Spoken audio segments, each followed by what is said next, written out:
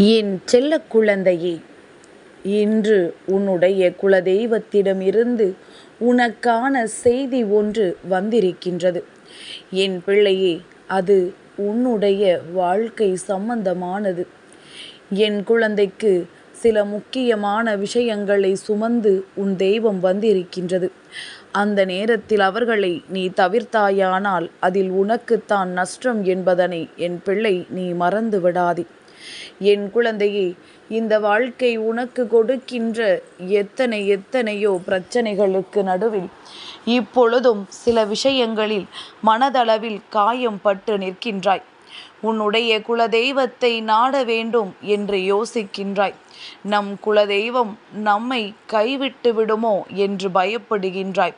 நடக்கின்ற பிரச்சனைகள் எல்லாம் அப்படித்தானே இருக்கின்றது என்று என் குழந்தை நீ யோசிக்கின்ற இந்த நேரத்தில் இந்த தாயானவள் உனக்கு அவர்களிடத்திலிருந்தேயே உன்னுடைய வாழ்க்கை சம்பந்தமான செய்தியினை கொண்டு ஓடோடி வந்திருக்கின்றேன். உன்னுடைய மனதில் இருக்கின்ற எண்ணங்களும் உன் மனதில் இருக்கின்ற தேவையற்ற சிந்தனைகளும் இப்பொழுது உன்னை இந்த நிலைக்கு கொண்டு வந்து விட்டது. அடுத்தது என்ன செய்ய போகிறோம், நம் வாழ்க்கையில் என்னவாக போகிறோம் என்று நீ யோசிக்கின்றாய்.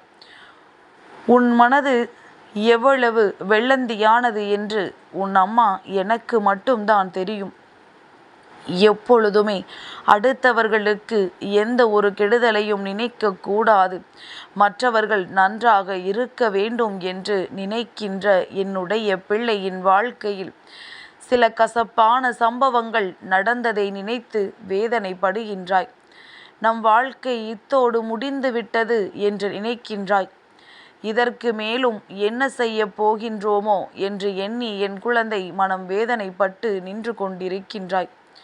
அப்படி நிற்கின்ற நேரத்தில் என் பிள்ளை, சில நேரங்களில் தெய்வங்களினுடைய வார்த்தைகள் மட்டும்தான் உனக்கு மிகப்பெரிய ஆறுதலாக இருக்கின்றது. இந்த மனிதர்களிடத்தில் ஆறுதலை தேடி தோற்றுப்போன என் குழந்தைக்கு இந்த வராகி எப்பொழுதுமே நல்ல ஆறுதலை கொடுத்து கொண்டிருக்கின்றேன். இந்த நேரத்தில் உன் குலதெய்வத்தின் மீது நீ கொண்ட அன்பின் காரணமாக அவர்களும் உன் மீது கொண்ட பேரன்பின் காரணமாக உன்னோடு பேச நினைத்திருக்கிறார்கள். நான் எப்படி உன் வாழ்க்கையை காப்பாற்ற வேண்டும் என்று நினைக்கின்றேனோ அதை விட பல மடங்கு அதிகமாக அவர்கள் நினைக்கின்றார்கள். ஏனென்றால் அவர்கள் உன்னுடைய குலத்தினை மட்டும் காக்கின்ற தெய்வம் அல்லவா. உன் வாழ்க்கையில் சில நன்மைகள் நடக்க வேண்டும் என்று அவர்கள் செய்கின்ற இந்த முயற்சிகள் எல்லாம் வெற்றி பெறுவதற்கு இந்த வராகி நானும் அவர்களோடு கைகோர்த்து நிற்பேன் என்பதில் எந்த ஒரு சந்தேகமும் வேண்டாம். என் பிள்ளையே, ஒவ்வொரு நாளும் நீ இந்த வாழ்க்கையை நினைத்து வேதனைப்படும் பொழுதெல்லாம் உன்னுடைய குலதெய்வம் கண் கலங்கித்தான் போய்விடுகின்றது. ஏன் தெரியுமா? மனிதர்களுக்குள் இப்படியெல்லாம் கூட செய்ய முடியுமா என்றுதான் அவர்கள் யோசிக்கின்றார்கள். என் பிள்ளையே, ஒரு உறவு உன்னை விட்டு பிரிந்து விட்டது என்றால் முதலில் நீ புரிந்து கொள்ள வேண்டிய விஷயம் அதில் ஒன்று இருக்கின்றது. எப்பொழுதுமே ஒருவரை விட்டு ஒருவர் பிரிந்து விட்டால் அதன் பிறகு அவர்கள் நன்றாக இருக்கக்கூடாது என்று நினைக்க மாட்டார்கள். அது உண்மையான அன்பாக இருக்கும் பட்சத்தில், அது நேர்மையான அன்பாக இருக்கும் பட்சத்தில் நிச்சயமாக எவ்வளவுதான் தான் அவர்கள் மீது வெறுப்பு காட்டி பிரிந்து வந்தாலும் அவர்கள் நன்றாக இருக்கக்கூடாது என்று நினைக்க மாட்டார்கள். அதையும் தாண்டி உன் வாழ்க்கையில் நீ நன்றாக இருந்துவிடக்கூடாது என்று ஒரு உறவு நினைக்கிறது என்றால் அவர்கள் நல்ல உறவாக ஒரு நாளும் இருக்க முடியாது. இவர்களிடத்திலிருந்து தப்பித்து கொண்டாய் என்று நீ மனமகிழ்ச்சி அடைய வேண்டும். என் பிள்ளை, நீயோ ஒரு உறவு தன்னை விட்டு பிரிந்து விட்டது என்றால் அதற்காக மனம் ஏக்கம் கொள்கின்றாய். நீ நினைக்கின்ற அளவிற்கு அவர்களுக்கு அந்த தகுதி இருக்கின்றதா இல்லையா என்பதனைத்தான் நான் உன்னிடத்தில் கேட்கின்றேன். உன் குலதெய்வமும் இதை நினைத்துதான் வருந்துகின்றது. எந்த ஒரு விஷயத்திற்குமே பயன்படாத இவர்களை ஏன் நினைத்து என் பிள்ளை நீ வேதனைப்பட்டு கொண்டிருக்கின்றாய்? இவர்களால் உனக்கு கஷ்டங்களும் சோதனைகளும் தான் அதிகமாக மிஞ்சியது. இப்பொழுது வேண்டும் என்றே உன்னை கண்ணீர் வடிக்க இவர்கள் செய்கின்ற இந்த காரியத்தினால் நீ மனமுடைந்து போகின்றாய். நீ மனமுடைந்து போவதைக் கண்டு அவர்கள் அங்கே ரசிக்கின்றார்கள். உண்மை நிலவரம் இதுவாக இருக்கும் பொழுது என் பிள்ளை நீ வேதனைப்படக்கூடாது. நீ நினைக்கலாம், அம்மா நீ சொல்வது போல நான் விட்டு விட்டேன் என்றால் நாளை என்னுடைய வாழ்க்கை அல்லவா கேள்விக்குறியாக நிற்கும். இந்த வாழ்க்கையில் யாரும் இல்லாமல் நான் தனித்து விடப்பட்டு விடுவேனே என்று சொல்கின்றாயல்லவா? என் தங்கமே, இதுபோன்று உண்மையான அன்பு இல்லாமல் இருக்கின்றவர்களோடு பழகுவதை விட நீ தனியாக இருப்பதே மேல் என்றுதான் சொல்ல முடியும். உன் குலதெய்வம் உன் வாழ்க்கையில் நான் நிச்சயமாக நல்ல விஷயத்தை நடத்தி கொடுப்பேன். இன்று நான் கொடுக்கின்ற இந்த சத்திய வாக்கினை முழுமையாக கேட்டு என் பிள்ளையே, உன்னை விட்டு செல்கின்ற உறவு எதுவாக இருந்தாலும் விட்டு விலகினில். எந்த ஒரு உறவையும் இழுத்து பிடிக்காதே.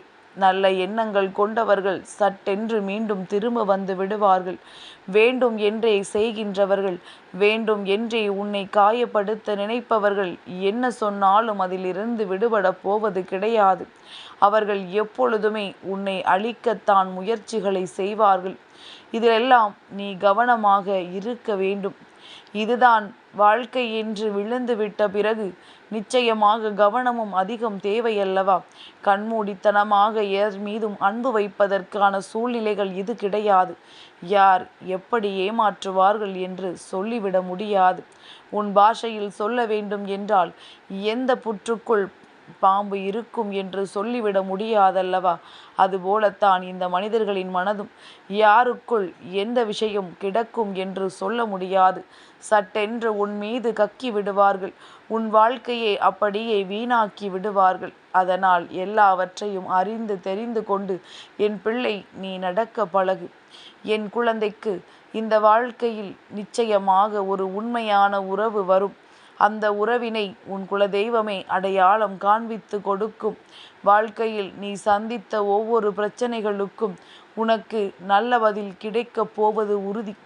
யாராக இருந்தாலும் அடுத்தவர்களின் மனதினை காயப்படுத்தி விட்டார்கள் என்றால் அதன் பிறகு அவர்கள் மனிதர்களாகவே மதிக்கப்படுவதற்கு தகுதியற்றவர்கள் என்பதனை புரிந்து கொள். என் பிள்ளையே, அதிகாலை விடியும் பொழுது கூட தேவையில்லாத இந்த சிந்தனைகளை உன் மனதிற்குள் கொண்டு செய்ய நினைக்கின்ற விஷயங்களில் எல்லாவற்றிலுமே கவனத்தை சிதறடித்து கொண்டிருக்கின்றாய். அதனால்தான் அம்மா ஓடோடி வந்து விட்டேன். உன்னுடைய கவனங்கள் எல்லாம் சிதறும் பொழுது இந்த வாழ்க்கையில் உனக்கு நடக்கவிருக்கின்ற நன்மைகளை கூட நீ உணராமல் போய்விடுவாய். மற்றவர்கள் உன் வாழ்க்கையில் விளையாட ஆரம்பித்து விடுவார்கள். இது போன்ற ஒரு நிலைக்கு ஒரு நாளும் தள்ளப்படாமல் எப்பொழுதுமே உன் வாழ்க்கையை நீதான் பார்த்து கொள்ள வேண்டும் என்கின்ற நம்பிக்கையோடு வாழ வேண்டும். இது ஆண்களுக்கா பெண்களுக்கா என்றெல்லாம் கேட்கக்கூடாது. யாராக இருந்தாலும் பிரச்சனைகள் ஒன்றுதான். அதை எப்படி தீர்க்கிறோம் என்பது மட்டும்தான் தனியாக நீ கவனிக்கப்பட வேண்டிய விஷயம். என் பிள்ளையே, இவ்வளவு நாளும் நீ மனம் வேதனைப்பட்டாய். ஆனால் இனிமேல் இந்த வாழ்க்கையில் உனக்கு நல்லது நடக்க வேண்டும். நீ ஆசைப்பட்ட விஷயங்கள் எல்லாம் கைகூடி வர வேண்டும். நீ இத்தனை நாளும் பட்ட கஷ்டங்களும் நீ இத்தனை நாளும் செய்த முயற்சிகளும் உனக்கு பலன் கொடுக்க போகின்றது. எதுவுமே நடக்கவில்லையே என்று எண்ணி வருந்தாதே. இனி ஒவ்வொன்றும் உன் வாழ்க்கையில் தொடர்ந்து நடந்து கொண்டே இருக்கும். இனி ஒவ்வொன்றும் உனக்கு மனநிறைவாக இருக்கும். உன் குலதெய்வம் உன்னை எப்பொழுதும் ஆசீர்வதித்து இந்த வாழ்க்கையில் உனக்கான உண்மையான உறவை உனக்கு அடையாளம் காட்டித்தர தயாராகி விட்டார்கள். எது உண்மை எது பொய் என்று புரிந்து கொள்ள முடியாத என் பிள்ளை, இனிமேல் நிச்சயமாக ஏதேனும் ஒரு அடையாளத்தின் மூலமாக அல்லது அவர்கள் பேசுகின்ற வார்த்தைகளின் மூலமாக நீ கண்டுபிடித்து விடுவாய் என்பதில் எந்த ஒரு மாற்று கருத்தும் கிடையாது. என் பிள்ளைக்கு சந்தோஷமான மனநிலை உருவாக வேண்டிய நேரம் வந்துவிட்டது. சந்தோஷமான சூழ்நிலைகள் எல்லாம் இனிமேல் இந்த வாழ்க்கையை உனக்கு அழகாக கொடுக்க போகின்றது. யாருக்காகவும் எதற்காகவும் நேரத்தை வீணடிக்காமல் தெய்வத்தை வணங்கி உன் கடமைகளை தொடர்ந்து செய்து கொண்டே இரு. உனக்கான அன்பு நிச்சயமாக உன்னை தேடி வரும். உதாசீனம் செய்து உன்னை விட்டு விலகிச் செல்கின்ற உறவுகள் எல்லாம் அவர்கள் வேலையை பார்த்து கொண்டு ஒரு நாள் நிச்சயமாக உன்னிடத்தில் வருகின்ற நிலை வரும். அந்த நேரம் இவர்களை ஒரு பொழுதும் என் பிள்ளை நீ ஏற்றுக்கொள்ளாதே. மனதளவில் காயமடைந்தவர்கள் எந்த அளவிற்கு காயப்பட்டால் இந்த வாழ்க்கை கசக்கும் என்பதனை தெரிந்து கொள்ள வேண்டும்.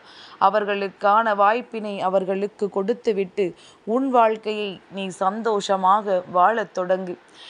என் தங்க பிள்ளைக்கு இந்த வராகி அம்மாவினுடைய ஆசீர்வாதங்கள் எப்பொழுதுமே முழுமையாக கிடைத்து கொண்டே இருக்கும்.